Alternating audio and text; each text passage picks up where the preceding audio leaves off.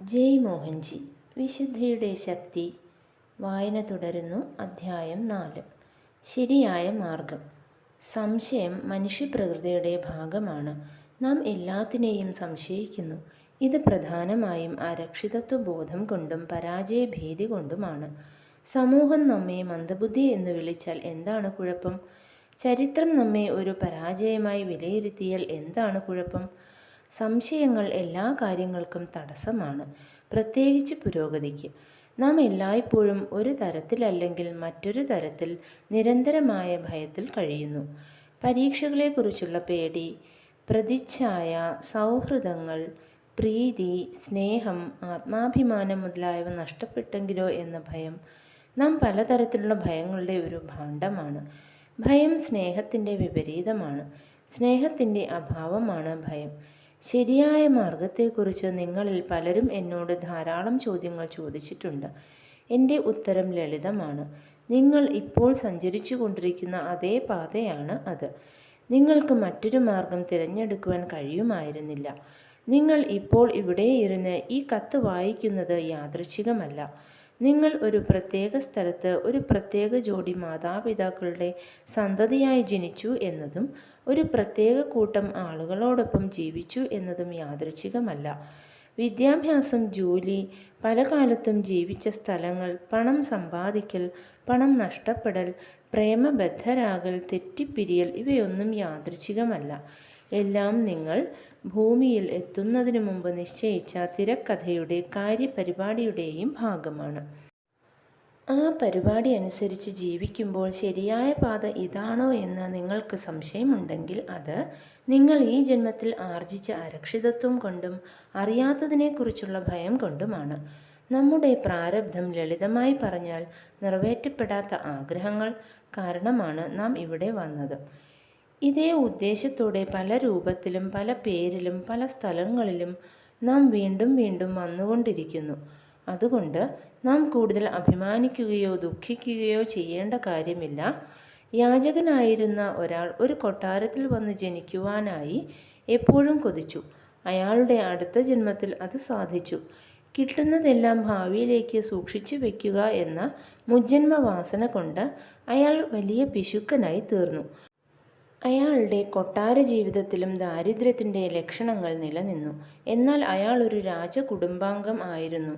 അതുപോലെ മുൻ ജന്മത്തിൽ അടിച്ചമർത്തപ്പെട്ടവനായിരുന്ന മറ്റൊരാൾ ഒരു രാജകുമാരനായി പിറന്നപ്പോൾ തൻ്റെ പ്രജകളോട് വളരെ ദയയുള്ളവനായി തീർന്നു. നമുക്ക് ചുറ്റും നാം ഉൾപ്പെടെയുള്ള അത്തരം അനേകം ഉദാഹരണങ്ങൾ കാണുവാൻ കഴിയും. നമ്മുടെ സ്നേഹബന്ധങ്ങൾക്ക് വളരെ എളുപ്പത്തിൽ നമ്മുടെ ശരിയായ സ്വഭാവത്തെ വെളിപ്പെടുത്തുവാൻ കഴിയും. മദ്യത്തിനു വേണ്ടി കൊതിക്കുന്ന ഒരാൾ മുജ്ജന്മത്തിൽ ആഗ്രഹം നിറവേറാതെ മരിച്ചു പോയവനായിരിക്കാം. ഒരു കാസനോവയോ ഡോൺ ജുവാനോ കഴിഞ്ഞ ജന്മത്തിൽ വിരൂപിയും സ്ത്രീകൾ കാമിക്കാത്തവനും ആയിരുന്നിരിക്കാം.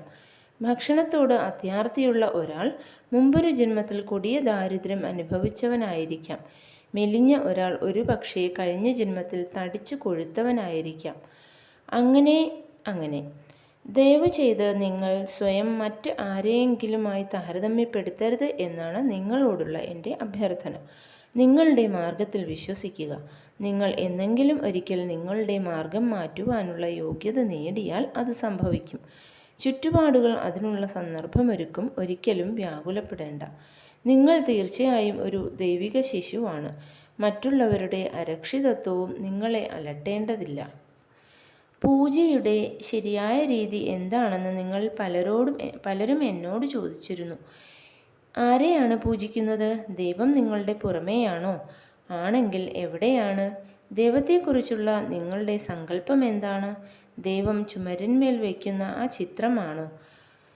അപ്പോൾ ദൈവത്തെ സംബന്ധിച്ചിടത്തോളം നിങ്ങളുടെ സ്ഥാനം എന്താണ്? നിങ്ങൾ ദൈവവുമായി കൂടുതൽ അടുക്കുന്നത് എപ്പോഴാണ്? നിങ്ങളും ചുമരിലെ മറ്റൊരു ചിത്രമാകുമ്പോഴോ? ഇപ്പോൾ ഇവിടെ നിങ്ങൾ ദൈവമാണ്. നിത്യവും ഉദാരവുമായ ചിന്തകളിലൂടെ, വാക്കുകളിലൂടെ, പ്രവൃത്തികളിലൂടെ ആരാധിക്കുക. അതാണ് ശരിയായ പൂജാരീതി. എല്ലാ വസ്തുക്കളും ദൈവം നിർമ്മിച്ചവയായതുകൊണ്ട് അദ്ദേഹത്തിന് നിങ്ങളുടെ പണം ആവശ്യമില്ല. നാം അദ്ദേഹത്തിൻ്റെ വിപുലമായ വസ്തുവകകളിൽ ചെറിയൊരംശത്തിൻ്റെ മാത്രം താൽക്കാലിക സംരക്ഷകരാണ്. ഭൂമി ആ വസ്തുക്കളുടെ ഒരു ചെറിയ അംശം മാത്രമാണെന്നും ഓർക്കുക. ശരിയായ അവബോധം ഇല്ലാത്തതുകൊണ്ട് നാമാണ് എല്ലാത്തിൻ്റെയും ഉടമകളെന്ന് നാം വിശ്വസിക്കുന്നു. കാരണം നമ്മുടെ കൈവശം അവകാശം തെളിയിക്കുവാനുള്ള ചില രേഖകളുണ്ട്. നിങ്ങളുടെ സ്തുതികളൊന്നും ദൈവത്തിന് ആവശ്യമില്ല. നിങ്ങളുടെ കാര്യത്തിൽ തീർപ്പ് കൽപ്പിക്കുകയും ശിക്ഷിക്കുകയും ചെയ്യുന്ന സ്വേച്ഛാധികാരി അല്ല അദ്ദേഹം.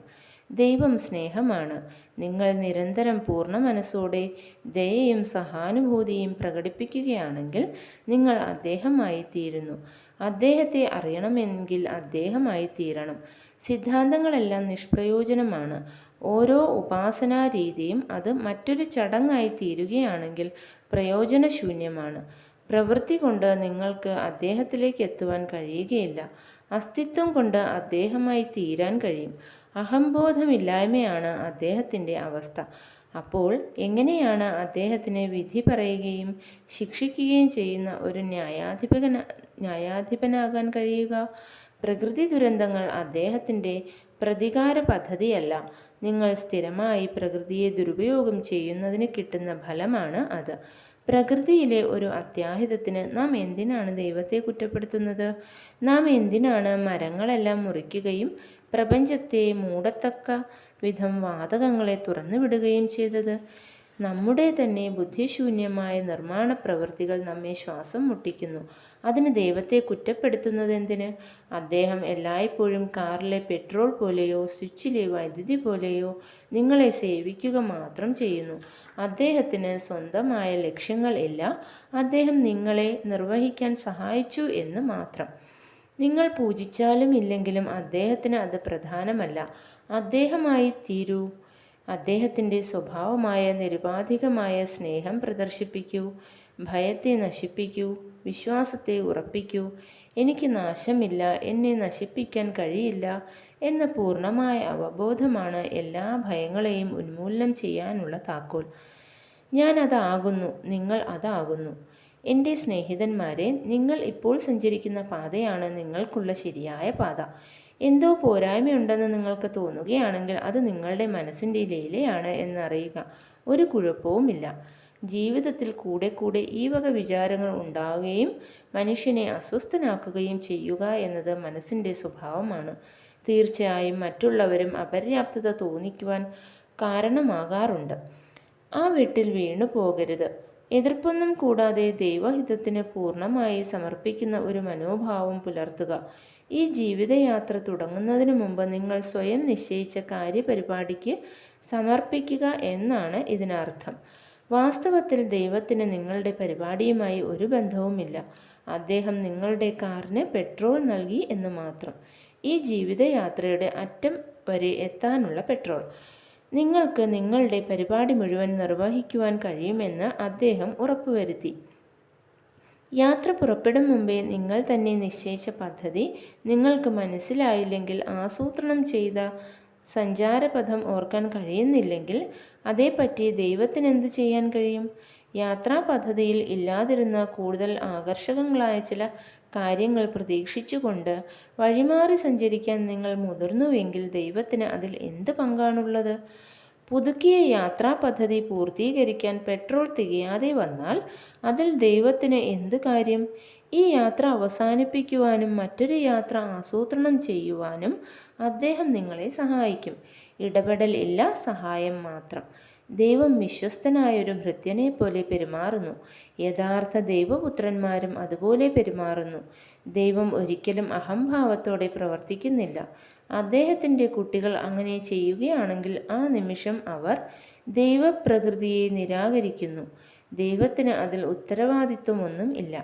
ഭിന്നിച്ചു പോകുന്നവർ ജീവിതത്തിൽ അധംപതിക്കുമെന്നും അപ്രകാരം അഹങ്കാരം നശിച്ചാൽ അവർ തിരികെ എത്തുമെന്നും അദ്ദേഹത്തിന് അറിയാം. മനസ്സിന് മുറിവേറ്റ ഒരു കുട്ടി വേറെ എവിടെ പോകും?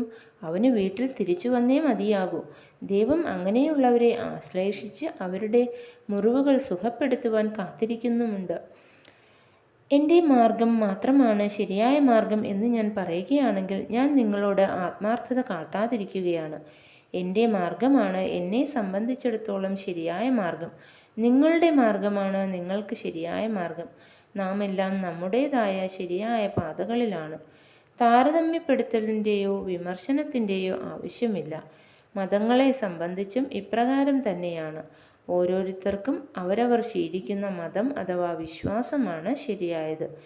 വ്യക്തി മാറാതെ വസ്ത്രങ്ങൾ മാത്രം മാറ്റുന്നത് പോലെയാണ് മതം മാറ്റം. അതിന് അർത്ഥമില്ല. അത് മനുഷ്യൻ്റെ നിസ്സഹായതയെയാണ് കാണിക്കുന്നത്. സത്യം മതങ്ങൾക്ക് അതീതമായി നിലകൊള്ളുന്നു. കൊണ്ടു നടക്കാവുന്ന അറിവ് നേടാനായി ചിലർ ധാരാളം പുസ്തകങ്ങൾ വായിക്കുന്നു.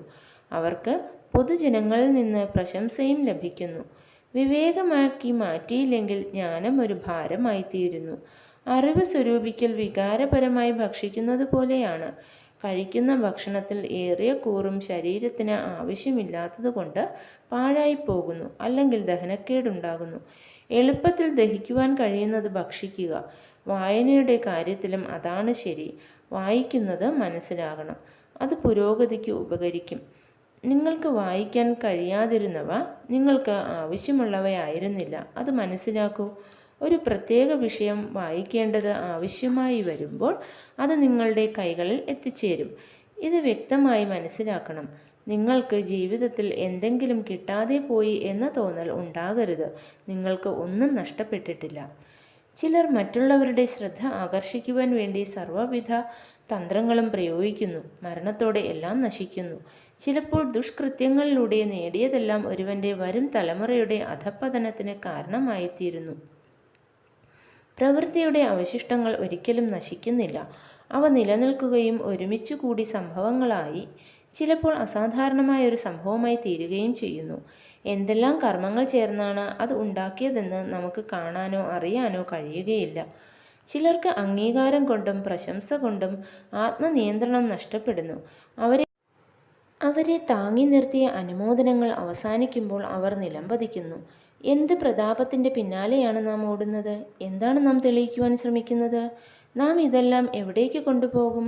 ജനങ്ങൾക്കിടയിൽ പുഞ്ചിരി തൂകി പ്രകാശിച്ചു നിന്ന മുഖം ഒടുവിൽ ഏതെങ്കിലും ഒരു ശ്മശാനത്തിൽ പല്ലിളിച്ചു കാണിക്കുന്ന ഒരു തലയോടായിത്തീരും. അതിനുശേഷവും ചുമരിൽ തൂക്കിയിട്ട ചില ചിത്രങ്ങളിൽ നിന്ന് അത് പുഞ്ചിരി തൂകിയേക്കാം. അത്തരം ചിത്രങ്ങൾ സാധാരണമായതുകൊണ്ട് ആരും അത് ശ്രദ്ധിക്കുകയില്ല. നിങ്ങളുടേതുൾപ്പെടെ പഴയ ചിത്രങ്ങൾക്ക് പകരം പുതിയ ചിത്രങ്ങൾ വരികയും ചെയ്തേക്കാം. രണ്ടും സംഭവിക്കാം. അത് കാര്യമാക്കേണ്ടതില്ല. അതിനെപ്പറ്റി ബോധവാനായിരിക്കൂ. ധർമ്മം പ്രധാനമാണ്. ധർമ്മം എന്നാൽ കർത്തവ്യത്തിൻ്റെ പൂർണ്ണതയാണ്. കർമ്മവും പ്രധാനമാണ്. നിങ്ങൾ കർമ്മത്തെ തീർത്തു കഴിയുമ്പോൾ കർമ്മമില്ലാത്ത അവസ്ഥയിലേക്ക് സ്ഥിതിമാറ്റം സംഭവിക്കുന്നു. ഈ ശരീരത്തിൽ തന്നെ കുറച്ചു കാലം കൂടി ജീവിക്കുവാൻ നിങ്ങൾ തീരുമാനിക്കുന്നില്ലെങ്കിൽ നിങ്ങളുടെ ശരീരവും മാഞ്ഞു പോകുന്നു. ഇനി പറയുന്നവ പല ചോദ്യങ്ങൾക്കുള്ള മറുപടികളുടെ ഒരു സമാഹാരമാണ്. സ്നേഹിതന്മാരെ, ആത്മീയ രംഗത്ത് മറ്റുള്ളവരുടെ പ്രവർത്തന രീതികളെക്കുറിച്ച് എനിക്ക് ഒന്നും ചെയ്യാൻ കഴിയുകയില്ല. നിങ്ങൾക്ക് പല വിധത്തിലുള്ള പാചകങ്ങളെക്കുറിച്ച് അറിയുവാനോ പലതരം വിഭവങ്ങൾ രുചിച്ചു നോക്കുവാനോ ആഗ്രഹമുണ്ടെങ്കിൽ ആരും നിങ്ങളെ തടയില്ലെന്ന് മനസ്സിലാക്കുക. ധൈര്യമായി മുൻപോട്ട് പോവുക. ഞാൻ അതിനെ അംഗീകരിക്കുമെന്നോ വിമർശിക്കുമെന്നോ പ്രതീക്ഷിക്കരുത്. എല്ലാം വസ്തുനിഷ്ഠമായാണ് ഞാൻ ചെയ്യുന്നത്. ഭൂമാതാവിൻ്റെ കുട്ടികൾക്കായുള്ള എൻ്റെ എളിയ സേവനമായിട്ടാണ് ഞാൻ ഇതെല്ലാം കണക്കാക്കുന്നത്. ഞാനും മാതാവിൻ്റെ കുട്ടി തന്നെയാണ്. ഈ ശരീരത്തെയും സംരക്ഷിക്കുന്നത് മാതാവ് തന്നെയാണ്. അവരെ സേവിക്കുന്നത് എൻ്റെ കർത്തവ്യമായി ഞാൻ കരുതുന്നു. എൻ്റെ കുട്ടികൾ വേണ്ടതുപോലെ പരിചരിക്കപ്പെടുകയും സുഖമായും സമാധാനമായും ജീവിക്കുകയും ചെയ്യുമ്പോൾ അമ്മ വളരെ സന്തോഷിക്കും. അതുകൊണ്ടാണ് എനിക്ക് വേണ്ടി എന്തെങ്കിലും ചെയ്യുവാൻ നിങ്ങൾ ആഗ്രഹിക്കുന്നുവെങ്കിൽ അശരണരായ സഹജീവികളെ സേവിക്കുവാൻ ഞാൻ എപ്പോഴും നിങ്ങളോട് പറയുന്നത്. ഭൂമാതാവിനെ സേവിക്കുക. വിമോചനത്തിന് മാതാവിൻ്റെ കൃപ ആവശ്യമാണ്. അമ്മയുടെ അനുഗ്രഹം മാത്രം മതിയാകും നിങ്ങളുടെ വിമോചനത്തിന്. കൃതജ്ഞത കൂടിയേ കഴിയൂ. ഉപകാരസ്മരണയില്ലാതെ ഇവിടെ ജീവിക്കുകയാണെങ്കിൽ അത് പ്രകടിപ്പിക്കുവാനായി നിങ്ങൾക്ക് തിരിച്ചു വരേണ്ടതായി വരും. കരുതിയിരിക്കുക. എൻ്റെ കൈവശം ഉള്ളതെല്ലാം ആർക്കു വേണമെങ്കിലും ഞാൻ കൊടുക്കും. ഞാൻ എല്ലായ്പ്പോഴും അങ്ങനെ ചെയ്തിട്ടുണ്ട്. ഞാൻ തരുന്നത് കൊണ്ടുപോകാനുള്ള നിങ്ങളുടെ കഴിവിനെ ആശ്രയിച്ചിരിക്കും അത്. ഇനി വരുമ്പോൾ കൂടുതൽ വലിയ പാത്രങ്ങൾ കൊണ്ടുവരിക. ആത്മീയത ഉൾക്കൊള്ളാനുള്ള നിങ്ങളുടെ കഴിവ് വർദ്ധിപ്പിക്കുക. ആത്മീയമായ കഴിവ് പരിശ്രമിച്ച് നേടേണ്ടതുണ്ട്. അത് വിലയ്ക്ക് വാങ്ങുവാൻ കിട്ടുകയില്ല. ജയ് മോഹൻജി. Thank U.